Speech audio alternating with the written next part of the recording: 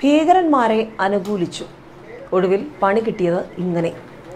ന്യൂസിലൻഡിലെ പള്ളികളിലുണ്ടായ ഭീകരാക്രമണത്തെ അനുകൂലിച്ച് Facebook പോസ്റ്റിട്ടയാളെ UAE ഭരണകൂടം ഒടുവിൽ നാടുകടത്തി.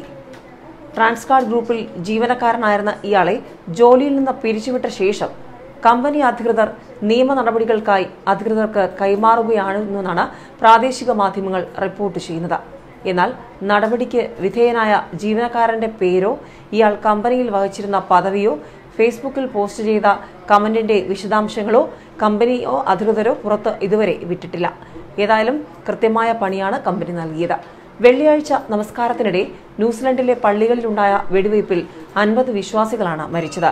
സംഭവത്തിൽ UAE ഉൾപ്പെടെയുള്ള ഗൾഫ് രാജ്യങ്ങൾ അനുശോചനം അറിയിക്കുകയും സമാധാനപരമായി ആരാധന നടത്തുകയായിരുന്ന വിശ്വാസികൾക്ക് നേരെ നടന്ന ആക്രമണത്തെ ശക്തമായി അപലപിക്കുകയും ചെയ്തിരുന്നു.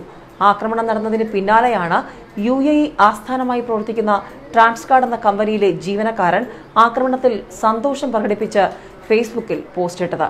അതോടെ സംഭവം വിവാദമാവുകയും കമ്പനി വിഷയത്തിൽ ഇടപെടുകയുമായിരുന്നു. സംഭവം ശ്രദ്ധയിൽപ്പെട്ടതോടെ കമ്പനി അധികൃതർ ഇയാൾക്കെതിരെ അന്വേഷണം തുടങ്ങി.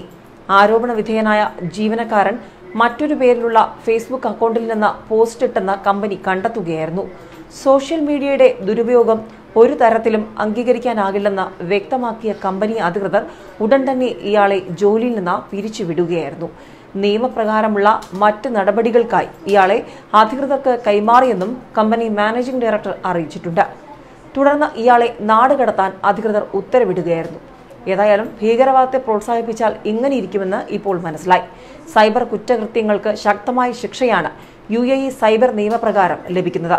സോഷ്യൽ മീഡിയ വഴി അധിക്ഷേപം നടത്തുന്നവർക്ക് ജയിൽ ശിക്ഷയും 50,000 മുതൽ 30 ലക്ഷം വരെ ദിർഹം പിഴയും ലഭിക്കാവുന്ന തരത്തിലാണ് UAE നിയമം. അടുത്തിടെ മലയാളികൾ ഉൾപ്പെടെയുള്ളവർ സോഷ്യൽ മീഡിയ ദുരുപയോഗത്തിന്റെ പേരിൽ UAEയിൽ നടപടി നേരിട്ടിരുന്നു. ഏതായാലും ഇത് എല്ലാവരുടെയും കണ്ണു തുറപ്പിച്ചിരിക്കുകയാണ്. ഭീകരവാദത്തെ പ്രോത്സാഹിപ്പിച്ചാൽ ഇങ്ങനെയുള്ള ശിക്ഷാ നടപടികളായിരിക്കും കിട്ടുക എന്നുള്ള ഞെട്ടലിൽ തന്നെയാണ് UAEയിലെ പ്രവാസി സമൂഹം. ഏതായാലും വളരെ ശക്തമായ നടപടി തന്നെയാണ് UAE എടുത്തിരിക്കുന്നത്. ഭീകരന്മാരെ അനുകൂലിച്ചാൽ ഇങ്ങനെ കണക്കിന് കിട്ടുമെന്ന് ഒടുവിൽ അവസരത്തിനൊത്ത് സംസാരിക്കുന്നവർക്ക് മനസ്സിലായി കഴിഞ്ഞിരിക്കുന്നു.